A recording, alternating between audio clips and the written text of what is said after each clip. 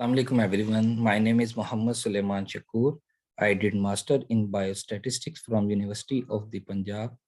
Now it's been 4 years. I am serving as a biostatistician at Pakistan Institute of Living and Learning Pil Lahore office. मेरा जो main काम है वो data के ऊपर है। जो बायोस्टैटिस्टिक्स का डिपार्टमेंट है उसके पास डाटा कलेक्शन के बाद जो डाटा हमें रिसीव होता है उसको मेन जो हमारा काम है डाटा एंट्री करना। डाटा एंट्री करने के बाद जो डाटा वैलिडेशन का प्रोसेस है उसके बाद जो डाटा एनालिसिस करते हैं और इंटरप्रिटेशन जो है वो बायोस्टैट्स का जो डिपार्टमेंट है वो करता है। तो जो डाटा मैनेजमेंट का मेन वर्क है वो हम लोग करते हैं। तो जो आज की प्रेजेंटेशन में जो आपके सामने लेक्चर रिकॉर्ड कर रहा हूँ वो हेल्थ इकोनॉमिक्स का कोर्स है जिसमें आपको एसपीएसएस के बारे में भी बताया जाएगा। एसपीएसएस में डाटा एंट्री कैसे करते हैं तो वो सारा प्रोसेस इसमें आपको बताया जाएगा। तो स्टार्ट करते हैं।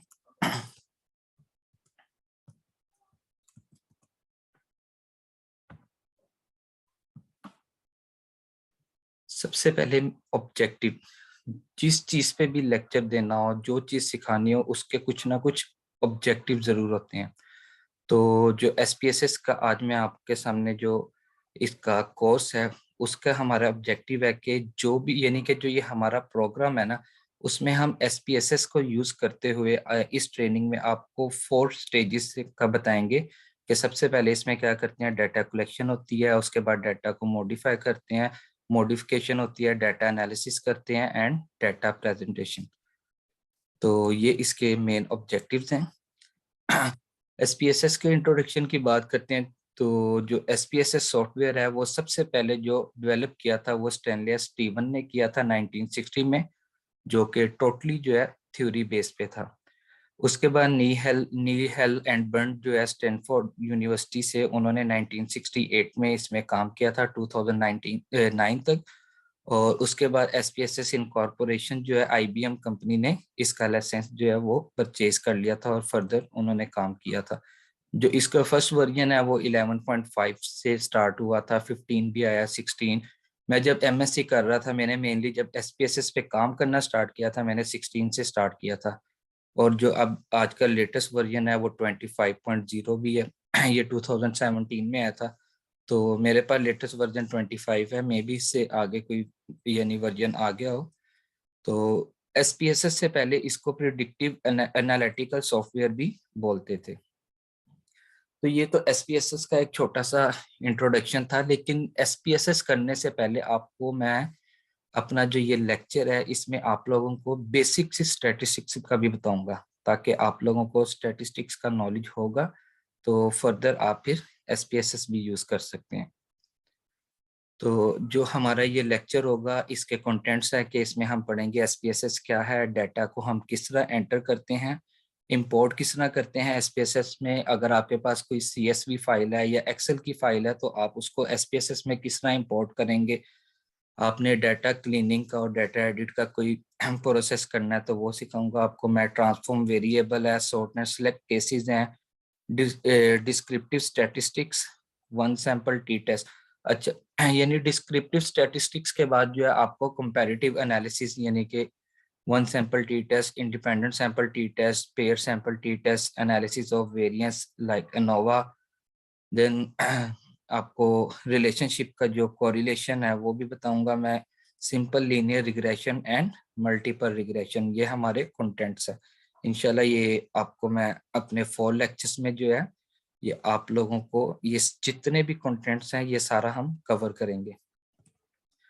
तो मूव करते हैं आगे कि हमें स्टैटिस्टिक्स की जरूरत क्यों पड़ती है। तो ये मैं अब आपको बताऊंगा। एक ये बहुत इंपॉर्टेंट क्वेश्चन है कि हमें स्टैटिस्टिक्स की जरूरत क्यों पड़ती है। Why we need statistics. We know data is everywhere. दुनिया की हर फील्ड में डाटा मौजूद है, लेकिन हम उस डाटा का कुछ भी नहीं कर सकते जब तक हम उसके ऊपर स्टैट्स अप्लाई नहीं करेंगे। फॉर एग्जाम्पल मैं एक क्लास में जाता हूँ, क्लास में जाके मैंने सिर्फ जेंडर का डाटा कलेक्ट कर लिया, मेल और फीमेल का। अब मेरे पास वो हार्ड कॉपी में या सॉफ्ट कॉपी में डायरेक्ट मैंने एसपीएसएस में या एक्सेल में भी एंट्री कर ली है। डाटा तो मेरे पास आ गया, डाटा मौजूद है, लेकिन अब मैं उस डाटा का क्या करूंगा। जब तक उसके ऊपर कोई स्टैट्स अप्लाई नहीं करूंगा तो मेरे लिए वो डाटा बिल्कुल वेस्ट है।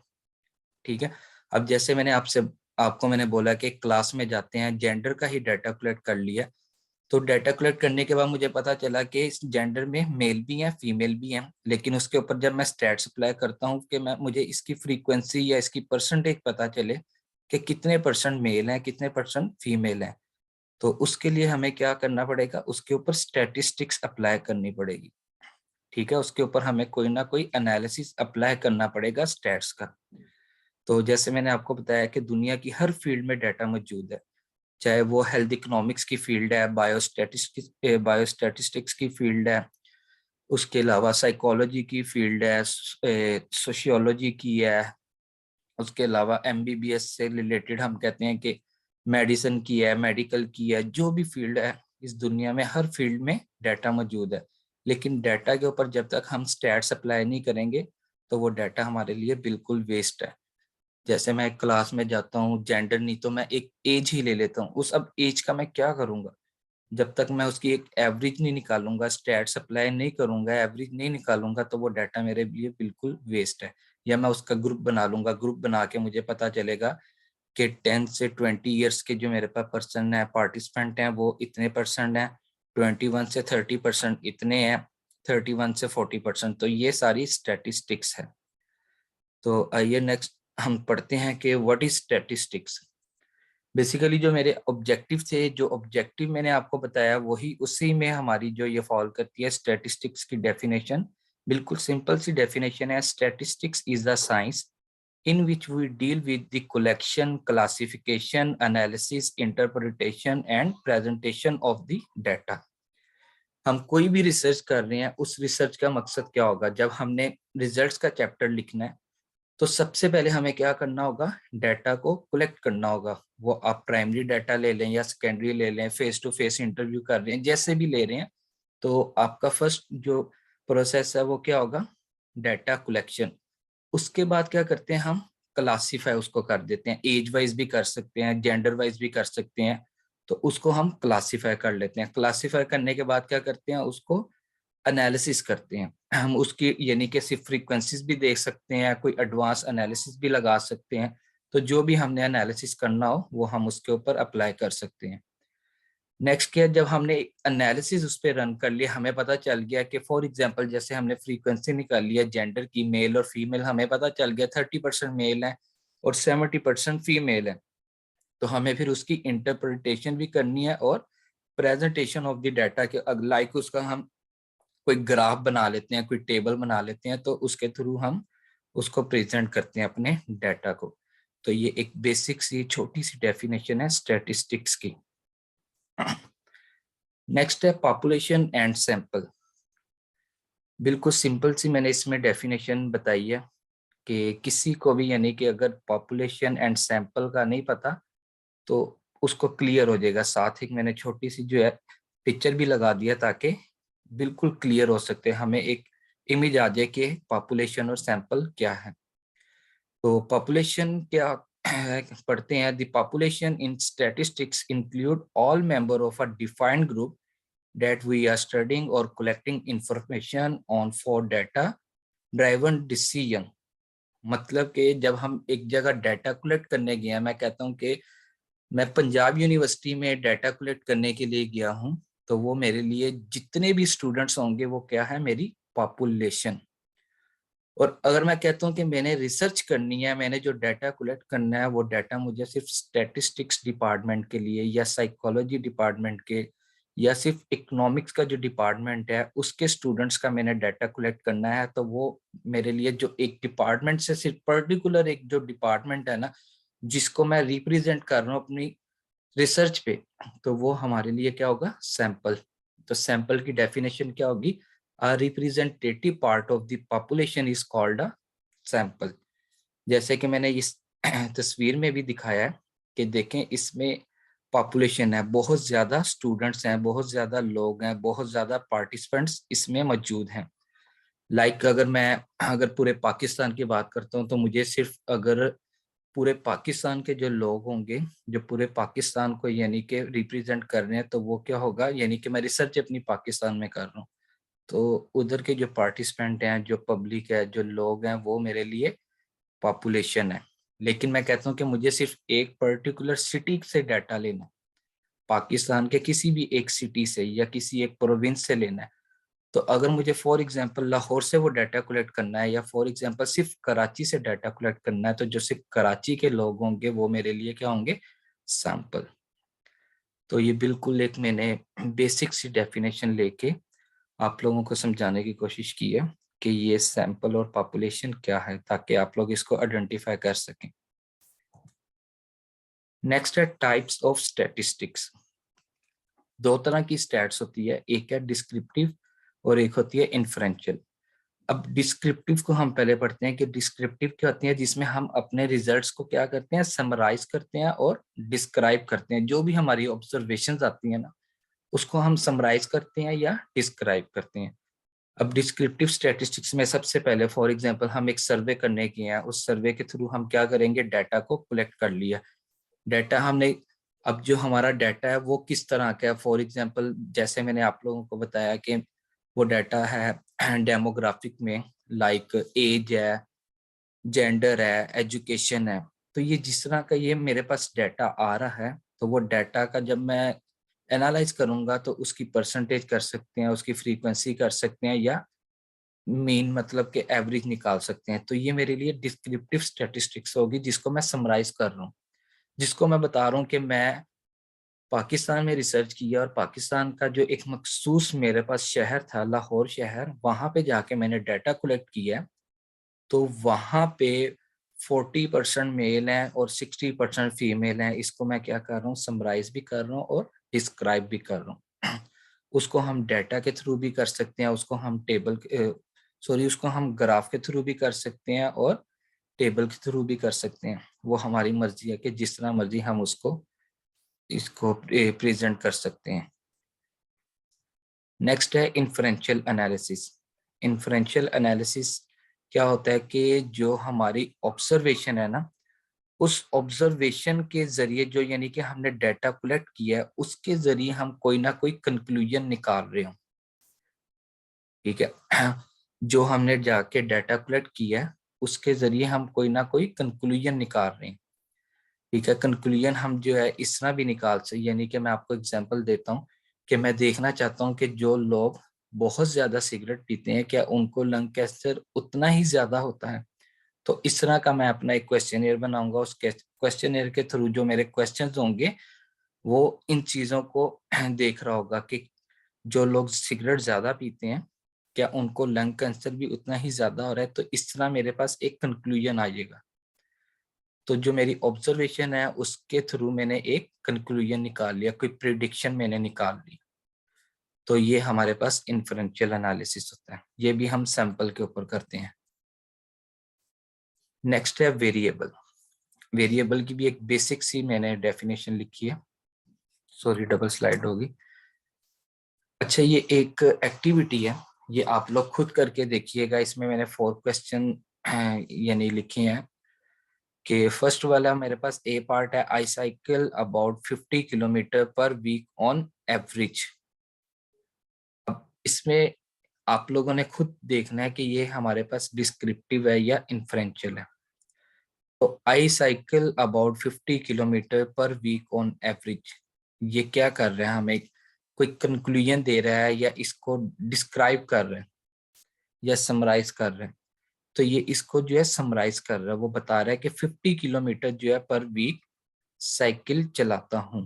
तो ये हमारे पास क्या होगा, डिस्क्रिप्टिव एनालिसिस या डिस्क्रिप्टिव स्टैटिस्टिक्स। बी पार्ट है, we can expect a lot of rain this time of year. अब वो क्या कर रहा है, एक्सपेक्ट कर रहा है, एक कंक्लूजन सा निकाल रहा है कि इस साल जो है बारिश बहुत ज्यादा होगी। तो ये कंक्लूजन निकाल रहा है, तो ये क्या होगा, इन्फ्रेंशियल एनालिसिस। सी पार्ट है, the death rate from lung cancer was 10 times for smoker compared to non-smoker। ये मैंने आपको पहले भी एग्जाम्पल बता दी है। तो ये हमारे पास क्या होगा, इन्फ्रेंशियल एनालिसिस। डी पार्ट है, globally an estimated 50,000 children under the age of 15 live with type 1 diabetes। अब ये सिंपल है कि 50,000 बच्चे जो हैं जिनकी एज 15 साल हो, वो किससे ये नहीं गुजर रहे हैं, टाइप 1 डायबिटीज से। कोई कंक्लूजन नहीं है, कोई इसमें प्रिडिक्शन नहीं है, तो ये सिंपली हमारे पास क्या है, डिस्क्रिप्टिव स्टैटिस्टिक्स। नेक्स्ट हमारे पास जो पार्ट है वो वेरिएबल का। वेरिएबल की बिल्कुल सिंपल सी एक ब्रीफ सी डेफिनेशन लिखी है। A variable is any characteristics, number और quantity that can be measured or counted. It is called a variable because the value may vary between data units in a population or may change in value over the time. कि हर वो चीज, हमारा हर question जो है वो क्या होता है, वेरिएबल होता है। सिंपल सा है कि कोई भी करेक्टरिस्टिक्स, नंबर या क्वांटिटी जो है वो क्या होता है, वेरिएबल है। मेरा नाम क्या है, नेम आ गया, वो वेरिएबल है। एज क्या है, वेरिएबल है। जेंडर क्या है, वेरिएबल है। मेरी एजुकेशन क्या है, वेरिएबल है। मेरी हाइट क्या है, वो मेरी वेरिएबल। मेरी वेस्ट क्या है, वेरिएबल है।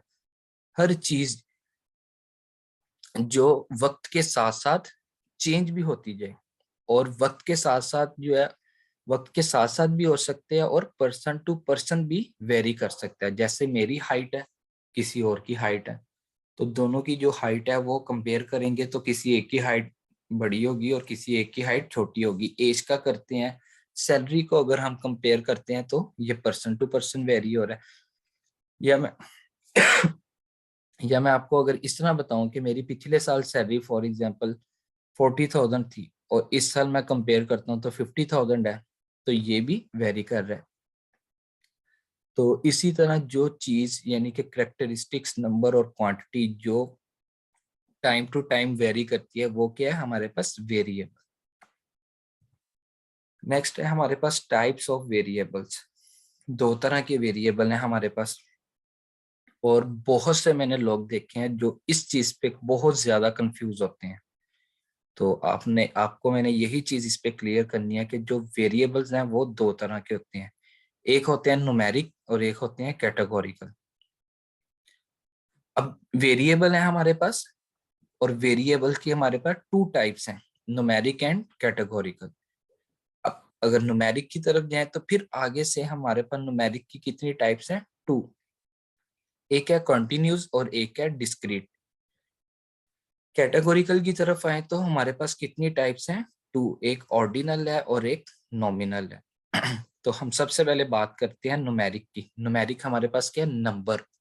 1 2 3 4 5 6, ये हमारे पास क्या होता है, नंबर।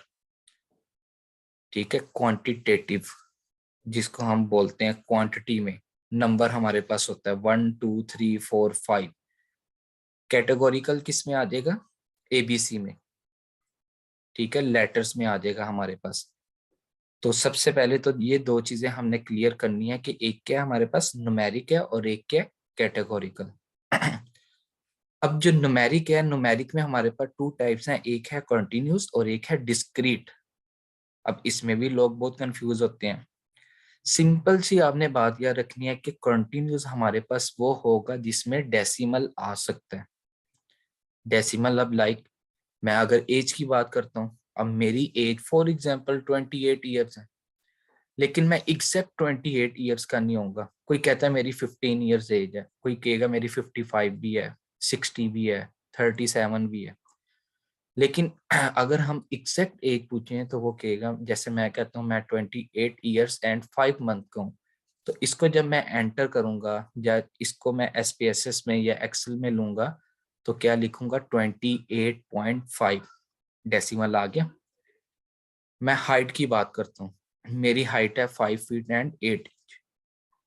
अब मैं जब इसको एसपीएसएस में लूंगा तो ये हमारे पास क्या आएगी, 5.8।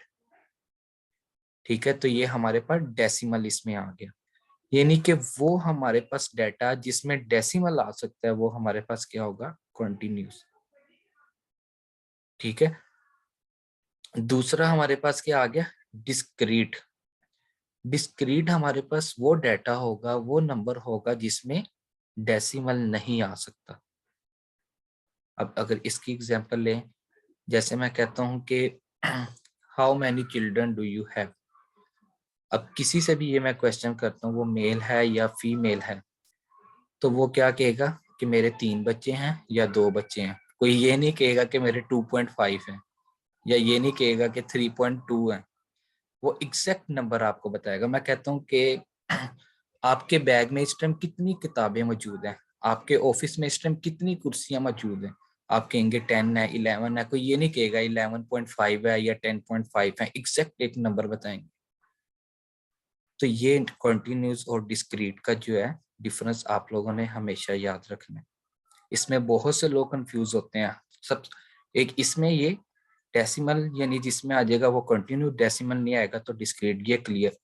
सेकंड क्या होता है, जाके डाटा कलेक्ट किया। लोग लोग क्या करते हैं कि मैंने बहुत से लोगों को इस तरह देखा है, बहुत से रिसर्चर्स को भी देखा है कि वो जेंडर का जो डाटा है ना, मेल और फीमेल, उसको भी न्यूमेरिक में ला रहे होते हैं। कब?